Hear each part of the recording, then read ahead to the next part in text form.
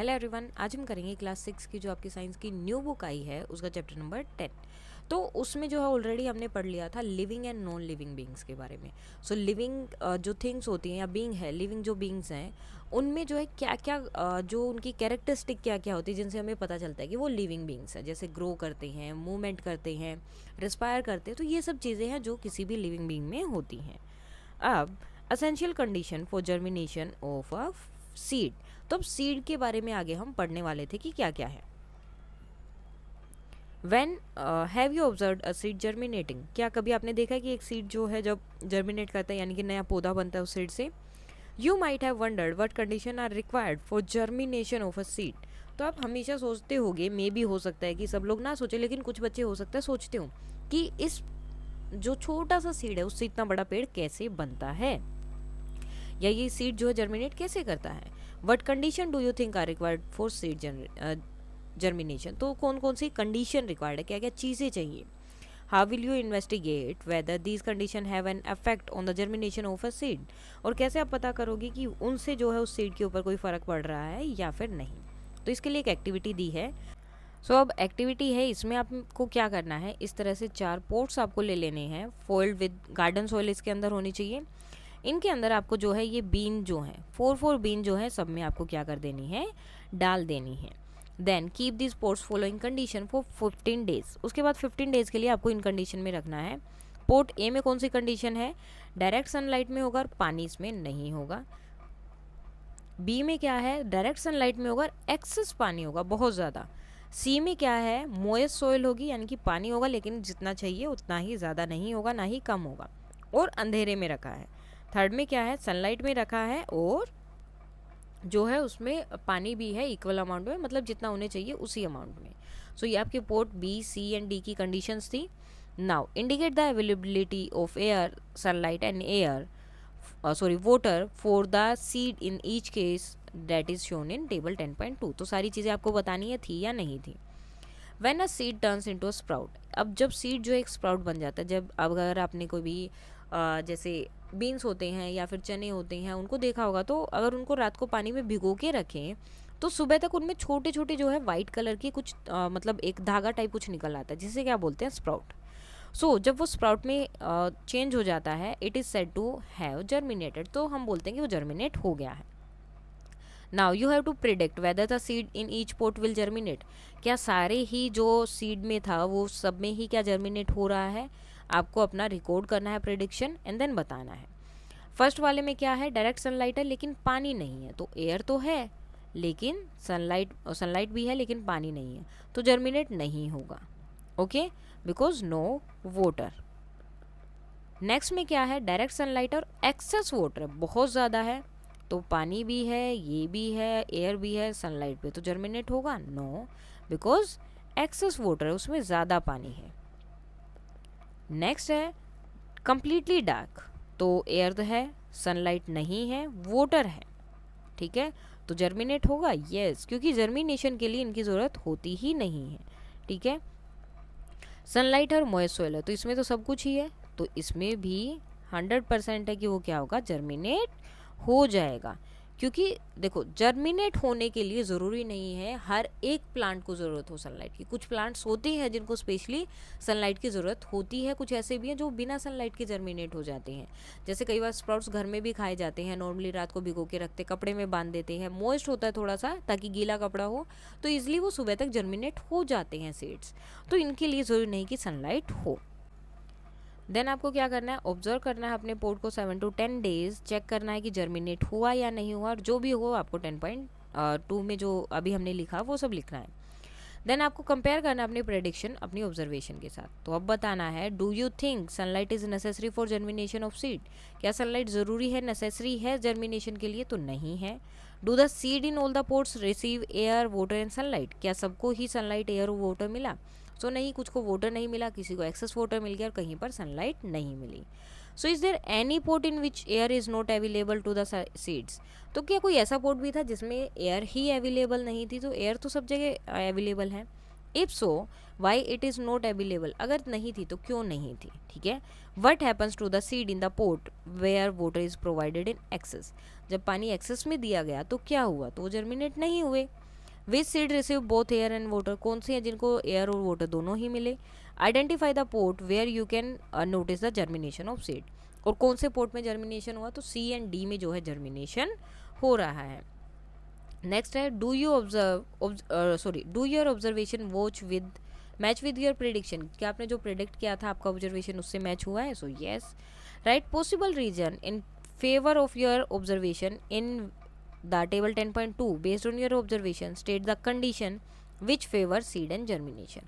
तो किसके लिए क्या ज़रूरी है जर्मिनेशन के लिए, तो सबसे पहले जो है उसमें एयर चाहिए होती है, सेकंड उसमें क्या चाहिए होता है आपको, वाटर जरूर चाहिए, मोयस्ट जो है होना चाहिए, मतलब थोड़ा गीला, जरूरी नहीं कि आपको एक्सेस में नहीं चाहिए, थोड़ा सा, बस थोड़ा सा भी अगर वो गीला होंगे तो सीड जर्मिनेट हो जाएंगे।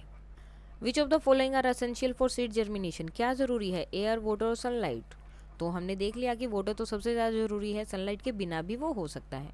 कंपेयर करना है अवेलेबल कंडीशन को सारे पोर्ट्स में, germinate of bean seeds require the right amount of water and air and water चाहिए। Why do seeds require this condition for germination, तो जर्मिनेशन के लिए उन्हें जो है ये अमाउंट में वाटर और एयर ही क्यों चाहिए। Do you think that the absence of one or more of this condition will affect seed germination, क्या अगर इनमें से एक या दोनों ही कंडीशन ना हो तो क्या सीड जर्मिनेशन में कोई इफेक्ट आएगा, वो जर्मिनेट करेगा या नहीं करेगा, तो नहीं करेगा, क्योंकि ये जो है एक सीड जर्मिनेशन के लिए बहुत ज़रूरी है, अगर ये कंडीशन नहीं होंगी तो जर्मिनेट नहीं कर पाएगा। So let us understand how these conditions help in seed germination. The effect of the following condition have been seen in activity 10.2, जो हमने एक्टिविटी में देखा वो आपने ऑलरेडी वहाँ पर मतलब देख लिया है एक्टिविटी 10.2 करके कि सीड कौन सा जर्मिनेट हो रहा है कौन सा नहीं। अब जस्ट उन कंडीशन के बारे में बात करेंगे। तो एक जर्मिनेटेड बीन सीड है, तो ये वाला जो दिख रहा है ना, ये सीड कोट होते हैं और ये एम्ब्रो है जो जर्मिनेशन के बाद निकलता है। Now water, seed require water for germination, seed को जर्मिनेशन के लिए पानी चाहिए ही चाहिए। Water enables the seed to carry out the process necessary for their growth, तो वाटर को जो है सीड चाहिए, और किस लिए चाहिए होता है, उनकी ग्रोथ के लिए, ठीक है। प्रोसेस मतलब जो भी प्रोसेस है वो लगातार करते रहने के लिए उनके लिए नेसेसरी है। The outer covering of the seed is called seed coat, जो बाहर की सीड कवरिंग होती है, ठीक है, जैसे ये सीड है आपका, और इसकी ये जो बाहर की कवरिंग है, ये वाला जो पार्ट है, इसे क्या बोलते हैं, सीड कोट। ये ऊपर लिखा भी है क्या होता है, सीड कोट, कि सीड ने कोट पहना हुआ है। नेक्स्ट है water soften it the seed coat, water क्या करता है, इसको थोड़ा सा सॉफ्ट कर देता है। एंड हेल्प द टाइनी एम्ब्रो, और ये छोटा सा एम्ब्रो जो होता है इसको डेवलप करने में हेल्प करता है। एयर एंड सोयल क्यों इंपॉर्टेंट है, सो seed need air for germination, they use the air available in the space between soil particles. So soil जो पार्टिकल्स होते हैं उनके नीचे, उनके अंदर ही क्या होती है, एयर होती है, और उसी का यूज जो है सीड करता है जर्मिनेट करने के लिए। Moreover, spaces between the soil particles allow roots to grow easily, और जो स्पेस होता है सोयल पार्टिकल के बीच में वो जो है रूट्स को ग्रो करने में हेल्प भी करती है, और वो अलाउ करती है कि तुम यहाँ से जो हमारे बीच में स्पेस है यहाँ ग्रो कर सकते हो। Light and outdoor condition we have learn that for the bean seed presence of light is not essential for their germination. तो अब इसमें हमने क्या देखा कि प्रेजेंस ऑफ लाइट जो है वो ज़्यादा ज़रूरी नहीं थी, एसेंशियल नहीं थी उसके जर्मिनेशन के लिए। In general most seed do not require light for germination, तो ज़्यादातर सीड्स में क्या होता है, जर्मिनेशन में लाइट की ज़रूरत नहीं होती है। बट आफ्टर जर्मिनेशन, लेकिन जब वो जर्मिनेशन करेंगे यानी कि जब वो स्प्राउट निकल आते हैं उनमें, देन सनलाइट इज़ रिक्वायर्ड, मतलब प्लांट बनने के बाद, मतलब जर्मिनेट हो गए, एक बार बन गए, उस टाइम पे उसमें सनलाइट की ज़रूरत नहीं है। लेकिन फर्दर ग्रोथ, आगे जब उसको और बड़ा होना है तो उसके लिए सनलाइट की ज़रूरत है।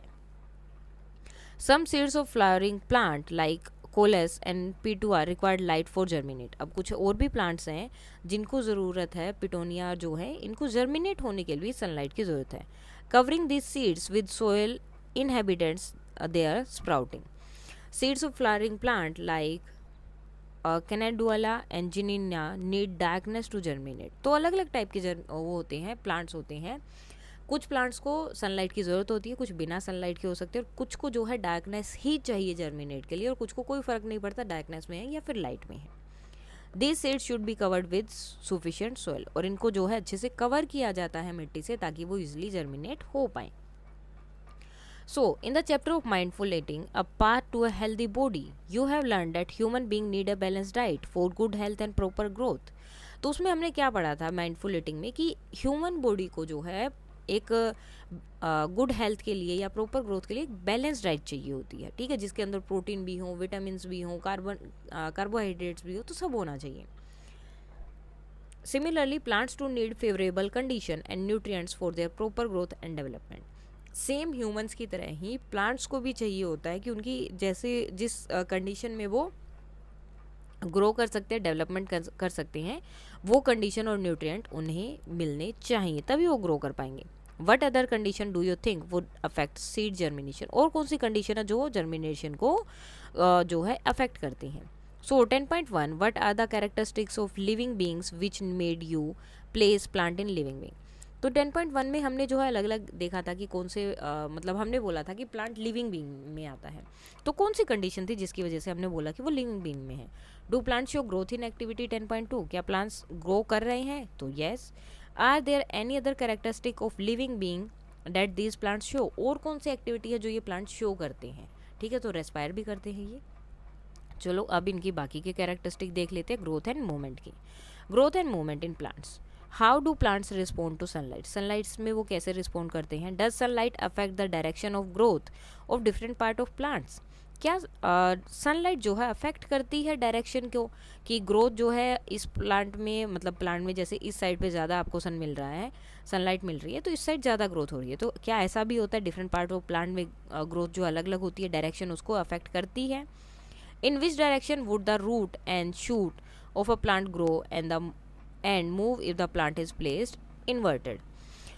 रूट और शूट जो है कैसे ग्रो करती हैं, अगर उनको उल्टा करके रख दिया जाए तो कैसा होगा? How would you design an activity to find the answer to these question? तो अब एक एक्टिविटी दी है, आपको डिज़ाइन करनी है अपनी activity. Take some bean or gram seeds and allow them to germinate on a moist cloth or a moist tissue paper. तो soil की भी ज़रूरत नहीं होती, टिश्यू पेपर और क्लॉथ वगैरह भी आप यूज़ कर सकते हैं. Let them germinate until each of them develop in seedling having a small root or a small shoot. तो जब तक उनके अंदर एक छोटी सी रूट और शूट नहीं आ जाती तब तक आपको उनको जर्मिनेट करना है.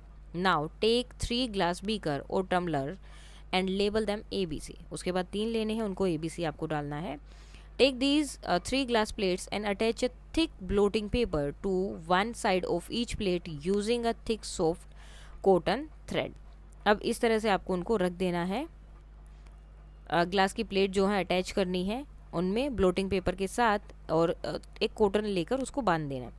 Fix 1 seedling on each plate using a thick soft cotton thread on figure 10.2. जैसे कि 10.2 में आपको दिखाया गया है उसी तरह से आपको करना है.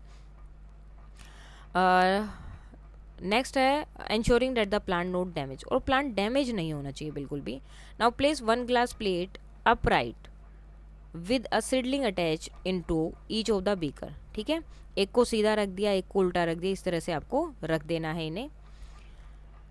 इन बीकर बी में आपको क्या करना है? Arrange the plate such the shoot of the seedling is direct towards. अब देखो ये उल्टी तरफ और इसकी रूट जो है ऊपर की तरफ है, और प्लांट जो मतलब ग्रो कर रहा है वो नीचे की तरफ है. ठीक है, इस तरह से आपको इसमें रखना है. अब क्या करना है? Pour water into all the 3 beakers to ensure that the seedling in each beaker remain above the water level. ठीक है, अब इनमें इतना इतना पानी डालना है कि इनका जो सीडलिंग है, ठीक है, ये वाला जो पार्ट है ये उससे ऊपर रहना चाहिए, जहाँ पर मतलब जितना पानी डालो पानी से ऊपर होना चाहिए.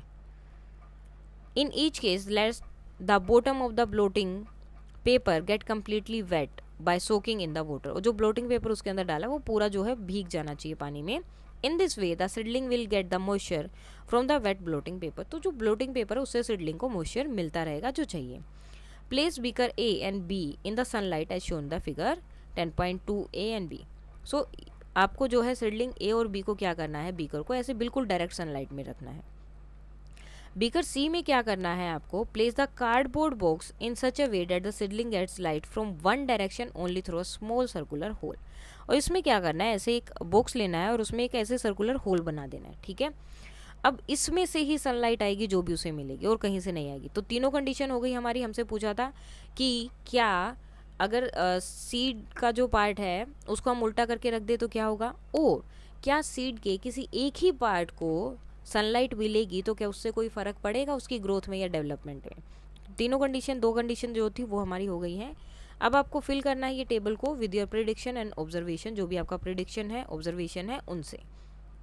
फर्स्ट था ऑल डायरेक्शन, अपराइट था ऑल डायरेक्शन, और इसमें सी वाले में आपको सनलाइट कहाँ से मिल रहा है? सिर्फ एक डायरेक्शन में, ठीक है। शूट रूट आपकी प्रेडिक्शन क्या है क्या नहीं है वो आपको यहाँ बताना है।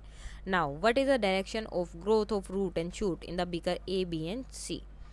Based on your observation do your prediction match your observation? क्या आपकी जो प्रिडिक्शन है वो आपके ऑब्जर्वेशन से मैच हो रही है, और इससे आपने क्या देखा? सो अब देखो, इन डायरेक्शन में इनमें क्या था? सन एवरी डायरेक्शन से इसको मिल रहा है, यहाँ भी एवरी डायरेक्शन से, यहाँ सिर्फ एक ही होल से यहाँ पर सन मिल रहा है। तो इसके रिजल्ट क्या होंगे यहाँ पर दिए हैं सारे। When the plant is keep upright the root grow downwards and the shoot grows upward. तो रूट तो नीचे की तरफ बढ़ेगी और ये प्लांट ऊपर की तरफ बढ़ेगा, ठीक है।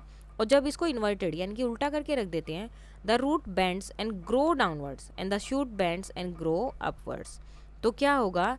जो रूट है वो उल्टी हो जाएगी और नीचे की तरफ ग्रो करेगी, और जो प्लांट है वो भी उल्टा होकर ऊपर की तरफ ग्रो करना शुरू कर देगा। यानी कि ये नहीं कि आपने उल्टा कर दिया तो प्लांट जो है इस तरफ से ग्रो करेगा, रूट ऐसे उल्टी जाएगी। नो, रूट जिस डायरेक्शन में होती है उसी डायरेक्शन में जाएगी, और जिस डायरेक्शन में एक प्लांट ग्रो करता है उसी डायरेक्शन में वो ग्रो करेगा।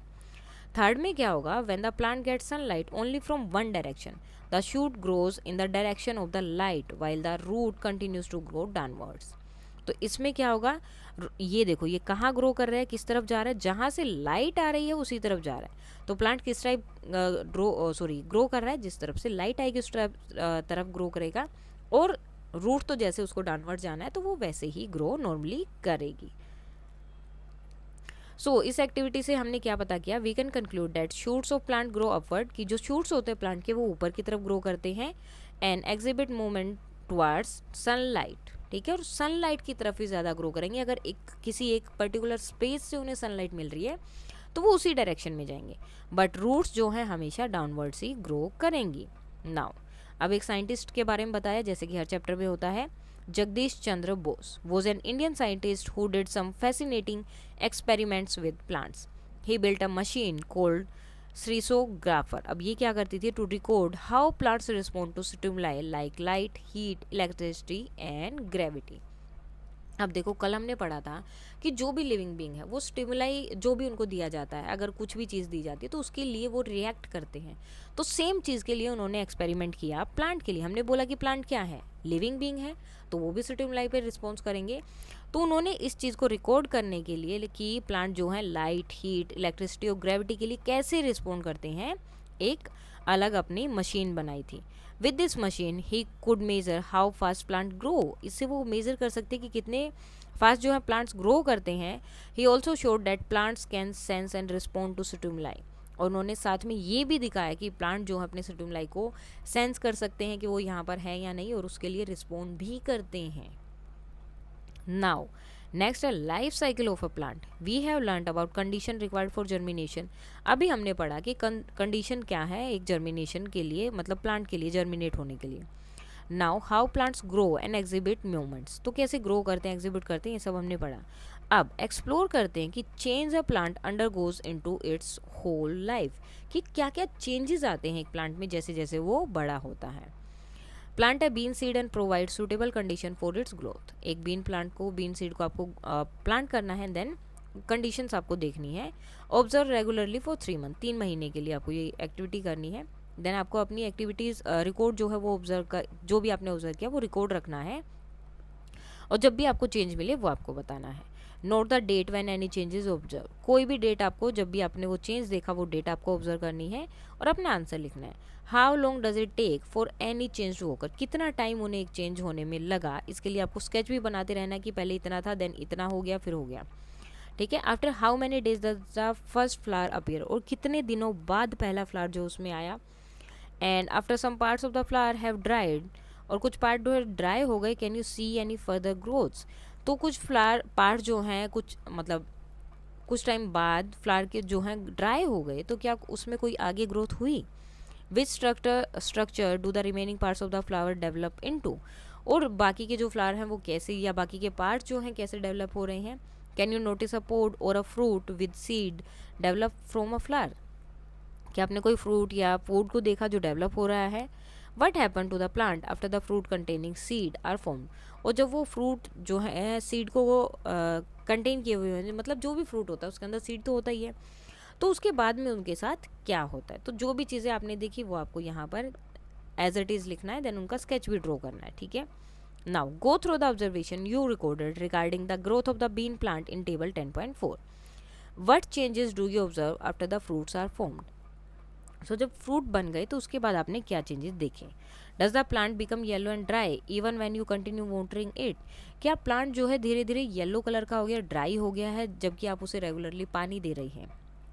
Show the seed obtain from your bean plant. अब आपने जो बीन प्लांट से जो सीड मिला है आपको, उसको फिर से आपको बोना है. Watch how the seed give rise to a new generation of bean plant. और देखना है कि किस तरह से एक नए बीन प्लांट बन जाता है उससे.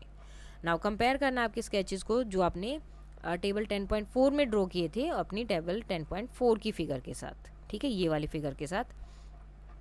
A seed grow into a young plant and mature to produce flowers and fruit. तो एक सीड क्या है, ग्रो करता है यंग प्लांट से, एक मतलब सीड से वो यंग प्लांट बनता है, देन मैच्योर होता है, फ्लावर और फ्रूट्स देता है हमें. The fruit in this case a pod. तो इस केस में जो है फ्रूट क्या है, एक पोड है जिसके अंदर क्या होता है, contain seed which give rise to a new generation of bean plant. जो है न्यू जनरेशन बनाते हैं बीन प्लांट की. जो सीड होता है पोड के अंदर क्या होता है, सीड होता है जिससे नए प्लांट्स आप ग्रो कर सकते हैं. The entire process from a seed to a plant and then to the next generation of seed is called the life cycle. तो ये जो पूरी प्रोसेस है, पहले सीड से प्लांट बना, प्लांट से देन उसके बाद सीड एक मिलता है, उससे फिर से नेक्स्ट जनरेशन आती है, इस पूरी प्रोसेस को हम क्या बोलते रहते हैं, life cycle of a plant. Because ये पूरा टाइम ऐसे ही चलती रहेगी.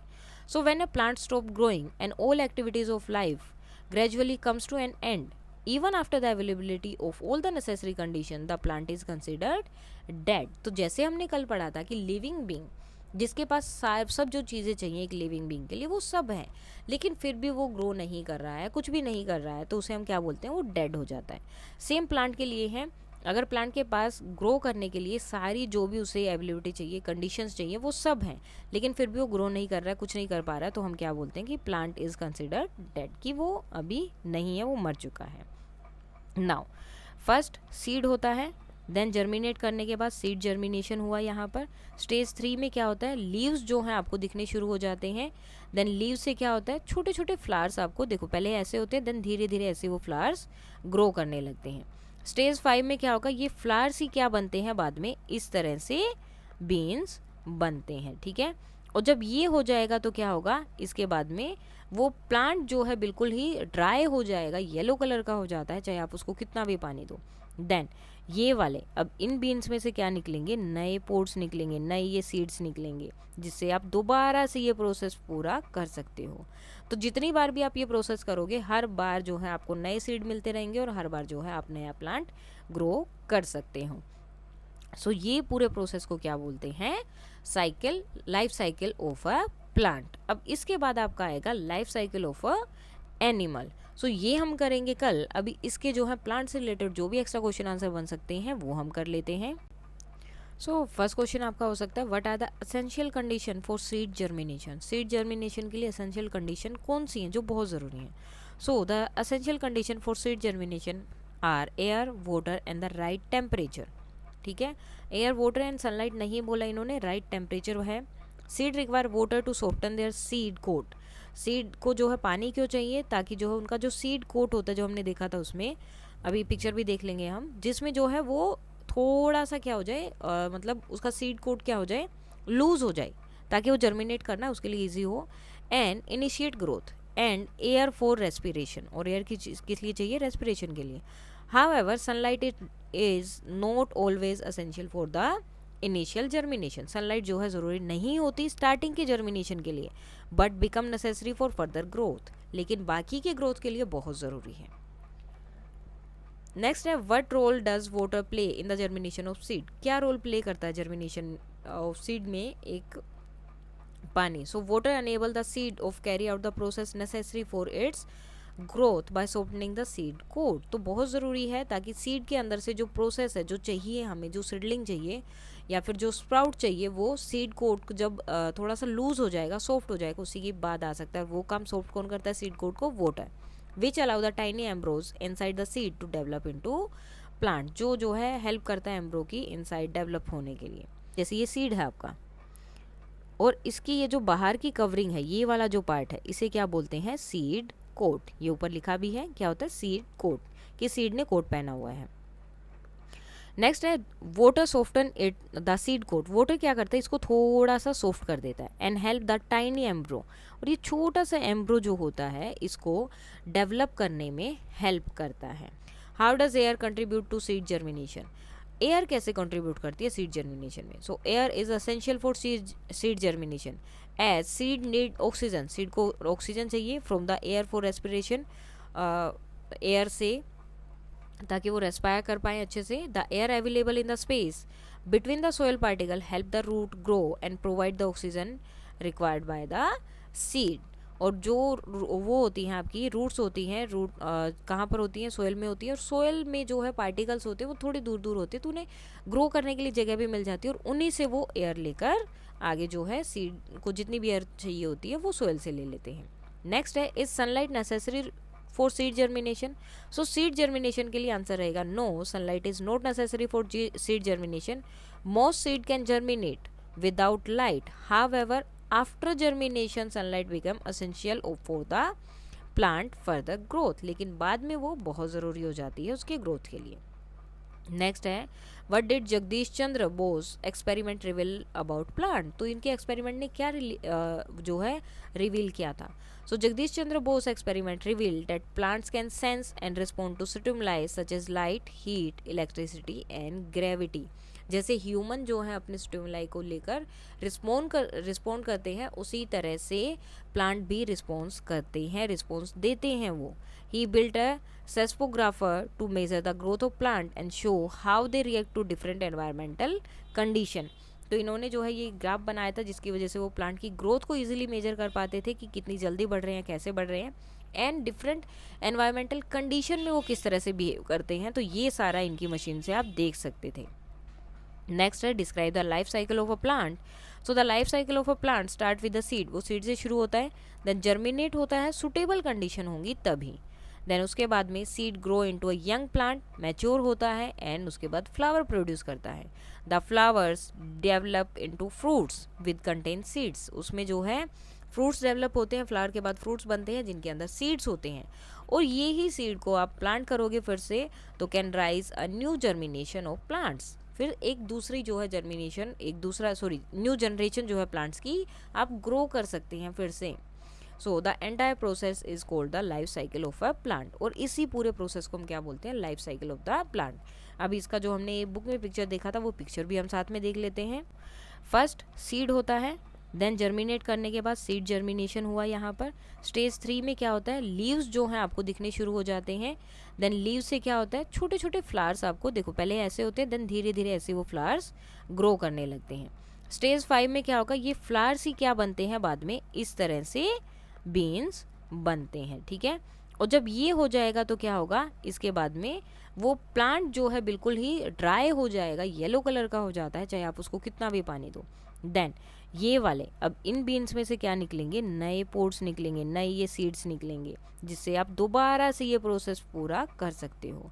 तो जितनी बार भी आप ये प्रोसेस करोगे, हर बार जो है आपको नए सीड मिलते रहेंगे, और हर बार जो है आप नया प्लांट ग्रो कर सकते हो। सो ये पूरे प्रोसेस को क्या बोलते हैं? Cycle, life cycle of a plant. अब लास्ट क्वेश्चन आज के लिए आपका, what happen to the plant after it produce fruit containing seeds? क्या होगा फिर प्लांट का जब वो सीड जो फ्रूट है वो प्रोड्यूस कर देता है जिसके अंदर सीड होते हैं। So after the plant produce fruits containing seeds it eventually become yellow. वो धीरे धीरे जो येलो हो जाता है, ड्राई होने लगता है, और लास्ट में मर जाता है। The seeds from the fruit can give rise to a new generation of plants। और इस जो ये प्लांट था, इससे जो हमें सीड मिले थे उससे हम दूसरा जो है प्लांट ग्रो कर सकते हैं, नई जनरेशन जो है इन प्लांट्स की ग्रो कर सकते हैं। सो इसके साथ ही आपका ये पार्ट भी हो जाता है कंप्लीट, प्लांट ऑफ साइकिल। कल हमने लिविंग एंड नॉन लिविंग पढ़ा था, आज लाइफ साइकिल ऑफ प्लांट पढ़ा है, कल हम पढ़ेंगे लाइफ साइकिल ऑफ एनिमल्स। सो अगर कोई भी डाउट है तो आप बता सकते हैं। That's all for today and please like share and subscribe. Thank you.